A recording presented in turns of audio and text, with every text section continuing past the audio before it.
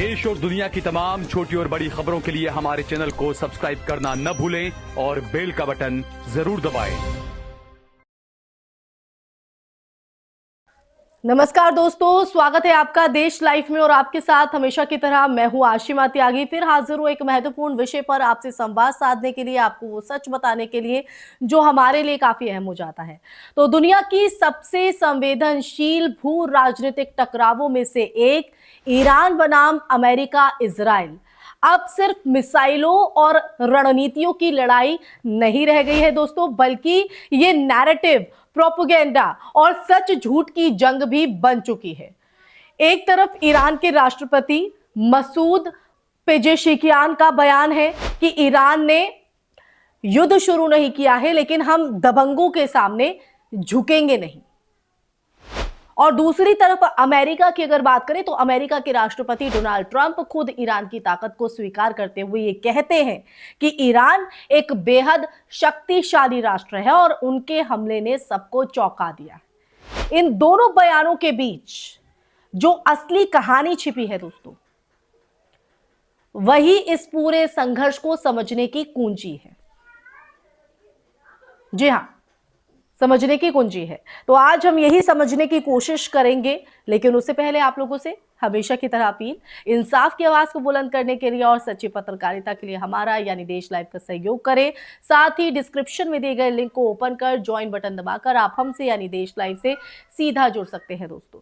तो दोस्तों, चर्चा को आगे बढ़ाते हैं और पूरी कहानी को समझने की कोशिश करते हैं कि आखिर ये जो दो तरफा चीजें यहाँ पर दिखाई पड़ती हैं, इसके पीछे बीच में छुपी जो कुंजी है, आखिर उसके मायने क्या है। तो देखिए, पहले ईरान के बयान को समझते हैं। ईरान लंबे समय से खुद को रक्षात्मक स्थिति में दिखाता रहा है, दर्शाता रहा है। उसका तर्क हमेशा से यह है कि पश्चिमी ताकतें, खास तौर पर अमेरिका और इजराइल, उसकी संप्रभुता को जो है चुनौती देते रहे, चाहे वो आर्थिक प्रतिबंध हो, साइबर हमले हो या फिर सैन्य दबाव। ऐसे में ईरान का यह कहना कि उसने युद्ध शुरू नहीं किया एक रणनीतिक नैरेटिव भी है, ताकि अंतरराष्ट्रीय समुदाय में उसके आक्रामक नहीं बल्कि प्रतिक्रियात्मक शक्ति के रूप में उसे देखा जाए। लेकिन सवाल यहां पर यह उठता है दोस्तों कि क्या हाल के हमले वास्तव में केवल प्रतिक्रिया थे या फिर यह क्षेत्रीय शक्ति संतुलन को बदलने की कोशिश है। अब देखिए, अब ट्रंप के बयान पर ध्यान देते हैं। जब अमेरिका का पूर्व या वर्तमान राष्ट्रपति किसी विरोधी देश की सैन्य क्षमता की तारीफ करता है, तो वो सिर्फ प्रशंसा नहीं होती है, वो एक संकेत होता है। ट्रंप का यह कहना कि किसी ने खाड़ी देशों पर हमले की उम्मीद नहीं की थी, ये दर्शाता है कि अमेरिका भी ईरान की रणनीतिक क्षमता को कम आंकने की गलती कर चुका है। अब ये जो बयान है वो कहीं ना कहीं अमेरिकी खुफिया तंत्र और उसकी आकलन क्षमता पर भी सवाल खड़ा करता है। लेकिन इस पूरे घटनाक्रम को आप देखिए, इस पूरे घटनाक्रम का सबसे दिलचस्प और विवादास्पद पहलू है इजराइल के प्रधानमंत्री बेंजामिन नेतन्याहू को लेकर फैल रही अफवाहें। सोशल मीडिया पर यह जो दावा है वो किया जा रहा है कि नेतन्याहू या तो मारे जा चुके हैं या फिर देश छोड़कर भाग गए हैं या फिर किसी सुरक्षित बंकर में छिपे हुए हैं। अब यहां तक कि उनके जो आधिकारिक अकाउंट से जारी वीडियो को भी कुछ लोग एआई जनरेटेड बता रहे हैं। अब यहां पर हमें बहुत सावधानी से चीजों को समझने की जरूरत है। आधुनिक युद्ध जो है वो सिर्फ जमीन पर नहीं लड़ा जाता है, सिर्फ उसे जमीन पर नहीं देखा जा सकता, ये डिजिटल स्पेस में भी उतना ही सक्रिय है। डीप फेक तकनीक और एआई वीडियो ने सच्चाई और झूठ के बीच की जो रेखा है उस रेखा को धुंधला कर दिया है। किसी भी वीडियो को एआई कह देना आसान है, लेकिन उसे साबित करना उतना ही कठिन है।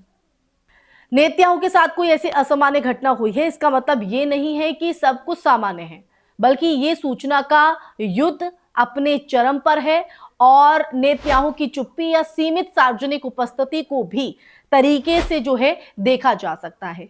तो एक संभावना यह है दोस्तों कि सुरक्षा कारणों से उनकी जो गतिविधियां हैं उन गतिविधियों को जानबूझकर सीमित रखा गया है।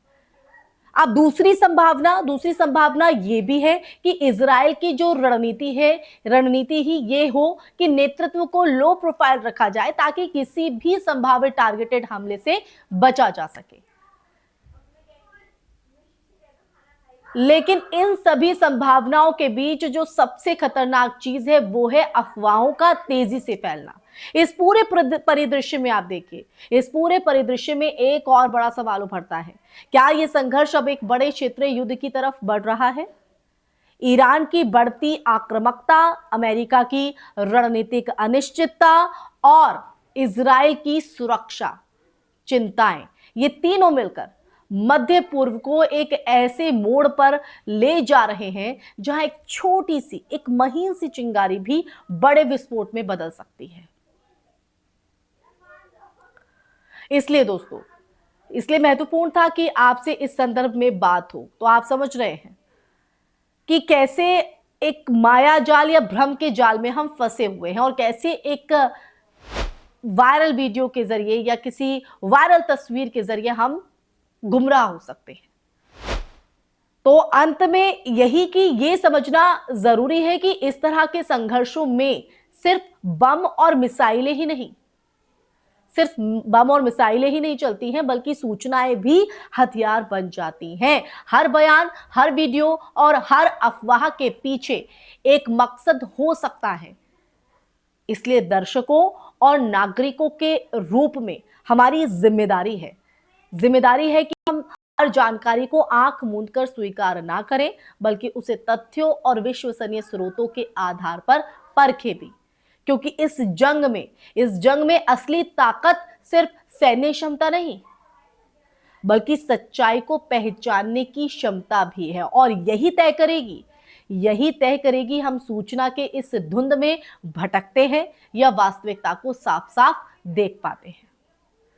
तो दोस्तों, इसी के साथ इस चर्चा में फिलहाल के लिए बस इतना ही। ये चर्चा आपको कैसी लगी कमेंट सेक्शन में कमेंट करके जरूर दीजिएगा अपनी राय। आपकी राय, आपका नजरिया, आपके सवाल देश हित, देश लाइव दोनों के लिए बेहद महत्वपूर्ण है। इसी के साथ इस वीडियो को ज्यादा से ज्यादा शेयर भी कीजिएगा, हमारे चैनल देश लाइव को सब्सक्राइब भी कीजिएगा। फिर हाजिर होंगी ऐसी ही चर्चा लेकर, ऐसा ही सच का संवाद लेकर, आपकी आवाज को बुलंद करने के लिए। तब तक के लिए अपना ख्याल रखिए। जय हिंद, जय भारत, नमस्कार।